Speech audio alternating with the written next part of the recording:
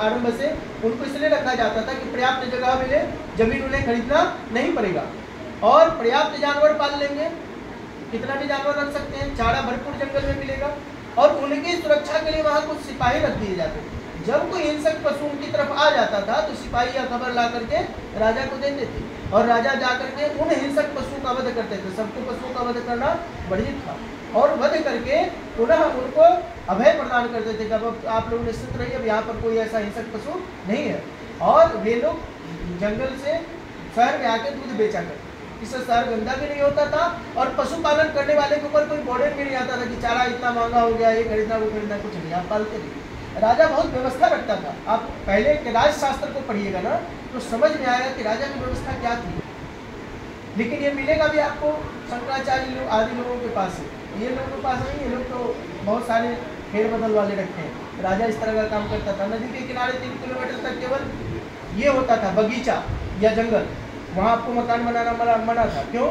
कभी नदी में बाढ़ आ जाए तो हमारी जनता मरेगी। और वहाँ से मार्ग बनाया जाता था, जो लोग रास्ते में जाएंगे वो फल आदि खाएंगे, नदी का जल पिएंगे, चलने में कोई कठिनाई नहीं होगी। ये सारी चीज़ें पहले बताई गई थी।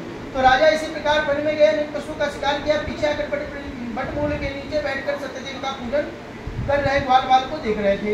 जब ग्वाल बाल लोग वहाँ गए, राजा को प्रसाद दिए, राजा ने अभिमान को प्रसाद नहीं दिया और प्रसाद न लेकर के भगवान का अपमान कर दिया, भगवान को प्रणाम भी नहीं किए और प्रसाद भी नहीं दिए। अब इससे क्या हुआ, वे ग्वाल बाल लोग प्रसाद वहीं रखकर चले गए। राजा ने भी प्रसाद का परित्याग कर दिया, अपने नगर को आ गए। आ जाने से राजा के 100 पुत्र इंद्र में नष्ट हो गए, कहीं लड़ाई लगी और उनके 100 पुत्र मारे गए और राजा क्या हुए, अपने राज्य से हीन हो गए, राज्य से हट गए, दूसरे राजा का शासन हो गया और इन्हीं ग्वाल बालों के साथ जंगल में भाग गए। पहले बहुत सारे रानियों को लेकर राजा बचने के लिए भाग गया था, छिपने के लिए। फिर जीवित रहते थे तो आ जाते थे और कभी कभी क्या था कि राजा मारे जाते थे।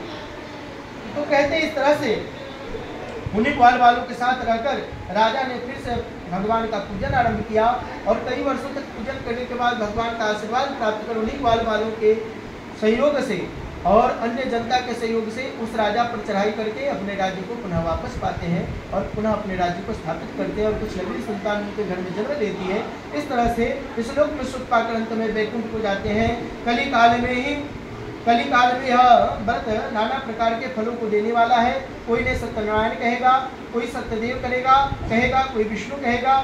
नाना प्रकार के रूप से, नाना प्रकार के शब्दों से भगवान को पूजे जाएंगे। सत्य रूपी सनातन धर्म को धारण करने वाले भगवान नारायण ही कली काल में सबके कल्याण के कारण हैं।